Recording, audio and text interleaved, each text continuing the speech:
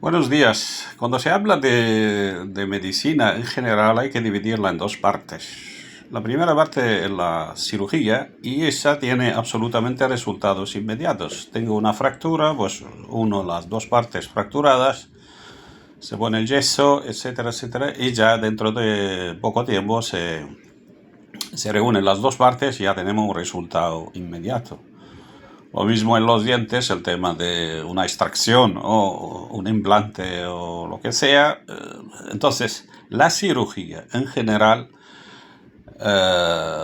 mil veces más honesta, seria y transparente que la medicina, lo que es el tratamiento, lo que son las pastillas, las hierbas, los complementos, etcétera, etcétera, etcétera. Bien, en la cirugía solo puede ser un hecho comercial es cuando el médico mismo, el cirujano, ya inventa operaciones que no son necesarias o exagera en el precio de la operación ya que se va a efectuar. Por lo tanto, en esos casos son los únicos dos casos prácticamente donde se puede decir de que la cirugía se convierte en comercio. En cambio, la medicina, en buena parte, yo no voy a exagerar, pero puedo decir que hasta un 90%, se convierte en una especie de bazar, de arriba a abajo. Porque cuando te dice que una enfermedad tiene una causa desconocida, y eso lo aplican lamentablemente a la mayoría de las enfermedades que tenemos, eso quiere decir que no han estudiado el asunto a base verdadera, fisiológica, histológica, llámala como quieras, o ellos saben y ocultan. Por lo tanto, cuando te dice desconocida, entonces lo que te están dando o recomendando, están dando una cosa o un tratamiento de una enfermedad o patología de causa desconocida. Y cuando vemos los medicamentos, que lo dicho y lo repito, la mayoría te ponen indicación y te ponen solo una indicación. Pero cuando se trata de leer en la receta o el respectivo o la aplicación del mismo medicamento los efectos secundarios o contraindicaciones, ya te ponen casi 2 páginas completas de contraindicaciones y efectos secundarios, empezando por la hipersensibilidad, ¿no?, o reacción a cualquiera de los componentes del mismo. Entonces hay una cosa muy importante dentro de la medicina que tenemos que distinguir. Una que se llama la credibilidad y otra se llama la necesidad. Cuando un ser humano está necesitado, es capaz de hacer saltos mortales para poder curarse. O cuando alguien de autoridad, ¿se entiende? En este caso médico, o por los que estén por detrás, y los estén por detrás de todos esos, que pueden ser lo que nosotros conocemos, entonces en este caso le obligan a ese ser a tomar esto, porque esto y esto y esto. Sabemos todos, por ejemplo, el caso del colesterol. El colesterol, de cuando se inventó el cuento, se hablaba siempre de unos valores determinados del colesterol. Después, con el tiempo, iban subiendo esos valores. Es decir, si tú tienes a partir de ese número, prácticamente ya tienes que tomar. Ahora, con el tiempo, le han subido un poquillo más.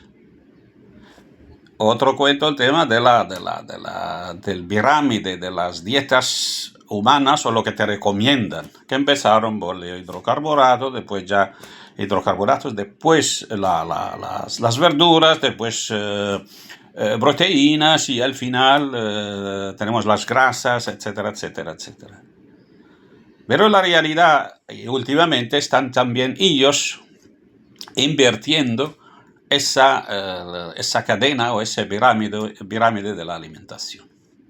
A lo largo de la historia humana, y creo que los únicos que han podido verdaderamente curar a sus verdaderas enfermedades han sido los chinos, los indios, en Oriente en general, donde usaban prácticamente hierbas de forma milenaria, pero lo más importante, que sea en Oriente, porque ahora han subido de forma drástica las enfermedades que tienen, debido a las variaciones de lo que están tomando. Antes no tomaban, por ejemplo, algo que se llama lindumi, o a lo que son como lo que es la spaghetti actualmente, ¿no?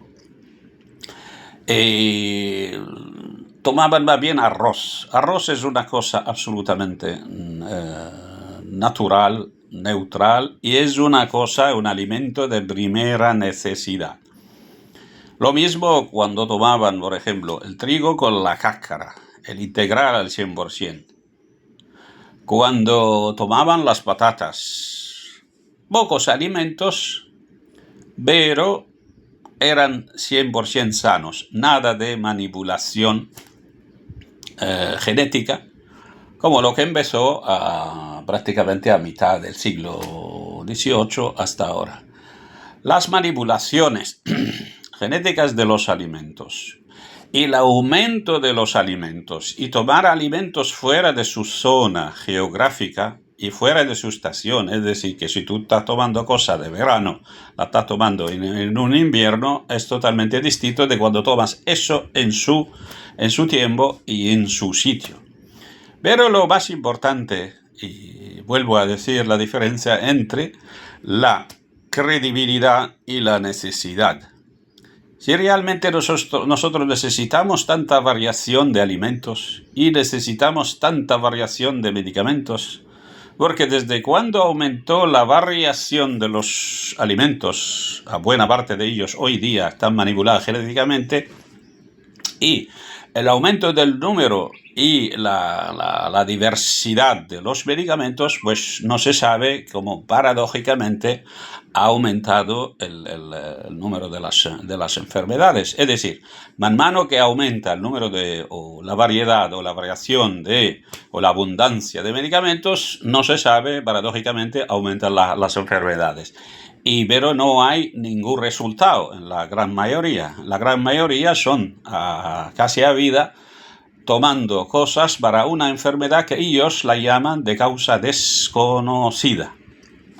Entonces, esos medicamentos que tienen cada uno solo una indicación y tienen un montón de contraindicaciones y efectos secundarios, son una indicación de que el que por detrás no sabe, o sabe y intenta ocultar.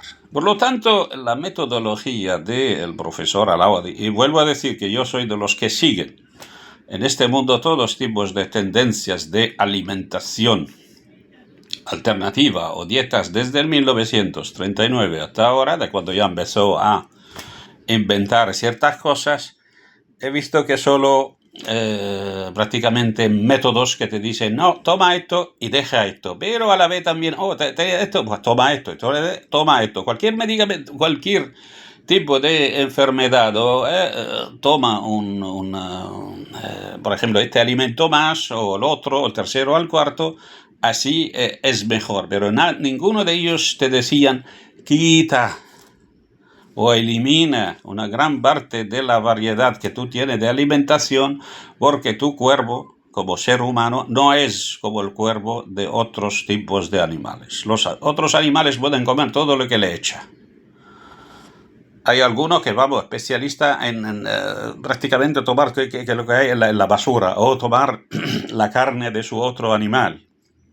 Entonces, los animales no tienen, el ser humano, su cuerpo es tan delicado que no es lo mismo su tracto gastrointestinal que el tracto gastrointestinal de un gato o de un perro, de un toro o de un pájaro, etcétera, etcétera, etcétera. Por lo tanto, la metodología esa la veo la más perfecta en absoluto, porque ha estudiado verdaderamente la fisiología humana y ha estudiado prácticamente también las cuestiones bíblicas. De hecho, unos de los alimentos que son pesados para el estómago son los legumbres. Pero estos legumbres, en buena parte, empezaron a tomarlos en la época faraónica, cuando tuvieron los judíos y cuando Dios le mandó dos de las frutas del paraíso. Ellos hablaron con Moisés, dice, hombre, ya estamos aburridos de tanto tomar esas dos cosas, queremos que pídele a Dios que nos mande lo que ellos referían a los legumbres. Entonces Dios le dijo a Moisés, dile que está cambiando lo bueno por lo malo, entonces vamos, te voy a, ¿cómo diría?, a maldir, o sea que la maldición vuestra que bajáis a Egipto, estáis en Egipto por un tiempo tomando esas cosas, se refiere a los legumbres. De eso Egipto hasta la fecha, pues uno de los países donde se comen más bien los legumbres, en particular las habas y el garbanzo, por ejemplo, aparte de las lentejas, etcétera, etcétera, etcétera. Entonces, se considera, es un alimento que lo puede tomar el ser humano, pero irritante. Por lo tanto, al quitar ese elemento, que ha sido una maldición al pueblo judío en su momento, por ejemplo, los legumbres, eliminarlas, como eliminar la gran parte de las verduras, porque tienen unas fibras que son difíciles para el trato gastrointestinal humano, así que se eliminan la gran parte de las ensaladas, se nota inmediatamente el alivio. Lo mismo cuando se eliminan los huevos de las gallinas, se eliminan los pollos y gallinas y se elimina la leche, también el trato gastrointestinal, pues se siente también el alivio. De igual manera, hay menos inflamación. Cuando hay menos inflamación, entonces hay menos azúcar inflamatorio, que hay dos fórmulas mágicas diferentes del azúcar que viene tomado ya por necesidad absoluta, y el azúcar que lo produce el organismo de forma inflamatoria, respondiendo a una irritación determinada, porque ya en este caso ya salta lo que es el llamado la insulina. La insulina, que ha sido santificado como hormonas, ha sido santificada por el hecho de que dicen que el azúcar muy malo y lo vamos a quitar, y como cuando dicen también que la sal muy mala, etcétera, etcétera, etcétera. Única cosa que verdaderamente puede ser mala es la harina blanca. Pero el azúcar y la sal no son malos, porque el ser humano, vuelvo a decirlo, como lo he dicho otra vez, solo el cerebro al día necesita 120 gramos de azúcar para poder sobrevivir y ir adelante. El cuerpo humano necesita sí o sí casi 1 kilogramo de azúcar para poder sobrevivir y ir adelante. Todas las funciones vitales del cuerpo necesitan azúcar. ¿Qué es lo que hacemos nosotros cuando ponemos insulina o intentamos reducir el azúcar? Primero, ciertos órganos no necesitan, ni miran, ni saben lo que es insulina cuando le entra azúcar. Caso del cerebro, caso de los pulmones, incluso el hígado, no necesitan insulina solo si hace falta. Existe una entrada que se llama el GLUT4 en esos órganos muy sensibles, que en este caso sí activan la insulina para hacer entrar más azúcar para satisfacer su necesidad. Es decir, cuando hay una necesidad superior, sí permiten que la insulina se activa para entrar más azúcar. Pero el hecho de que el cuerpo, cuando tú le quitas el azúcar de fuera, lo que hace es ya crearlo por dentro. En este caso, las grasas, los aminoácidos, prácticamente todo lo que las proteínas se la convierten en glucosa al final, ¿entiendes? Por lo tanto, que tú quitas el azúcar de fuera, el cuerpo lo tiene que inventar por dentro. Por eso incluso las masas musculares, incluso la grasa que tenemos, pues se quema, la quema el cuerpo en este caso para producir azúcar. Por lo tanto, el ser humano no puede vivir sin azúcar. Entonces, esos conceptos de ese método de alimentación hace de que nosotros como seres humanos nos han metido en una especie de túnel sin salida. Más variedades alimentarias, más medicamentos, más enfermedades. O sea, no hay lógica en eso. más enfermedades, o sea, más medicamentos, y cuando más aumentaban los medicamentos, aumentan las enfermedades en vez de que se reduzcan y se quitan. No se puede santificar a ningún enzima, y si hay que santificar algo se llama la cortisona. Eso sí, muy importante para eliminar cualquier tipo de inflamación, porque vuelvo a decir, las irritaciones causadas por la gran mayoría de los alimentos, que la cual esa metodología de alimentación la ha quitado, eliminado, como hemos dicho, legumbres, verduras, huevos, gallinas, leche, incluso el queso que no se derrite, queso amarillo, todo está permitido, como lo del cheddar, lo del edam, lo del gouda, etcétera, etcétera, etcétera, etcétera. Frutas casi todas están permitidas sin ningún problema, hay algunas que un poquillo menos, pero en general está permitida. Las verduras, lo que está permitido bien la patata y algo la calabacín, ¿vale? Pero para el resto, mejor olvidarse, ¿vale? Si queremos verdaderamente vivir bien. Todos los que han practicado ese método de alimentación se han curado al 100%, y gran parte, no digo el 100%, incluso han dejado de tomar sus medicamentos siempre y cuando que han hecho sus analíticas, han consultado a su médico y han visto que se han curado, entonces sí, han reducido o eliminado sus medicamentos. Entonces nuestro problema para salir, o si queremos salir de ese túnel sin salida, pues saber de que lo que estamos tomando en buena parte es veneno, más bien esa variedad enorme que está tomando el ser humano y que no son adaptas para ese ser humano. Puede ser para otros tipos de animales, pero para el ser humano no son aptas o no son adaptas estas variedades de comida limitada, y hacer claramente el ayuno. El ayuno, mejor absolutamente el seco.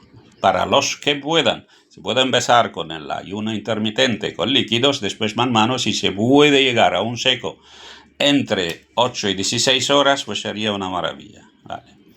Esa es el resumen. Me gustaría más explicar, pero lo estoy prácticamente publicando para saber. Eso más bien está difundido en gran parte ahora del mundo árabe, que son más de 500 millones de habitantes, en gran parte ahora en el mundo anglosajón, en el mundo hispano, como lo he dicho, que ya debido lamentablemente a la cuestión lingüística y al retraso, muchos no lo saben o no lo conocen. Por eso intento por lo menos acercar la idea a los que estén verdaderamente interesados en vivir bien. Buenos días.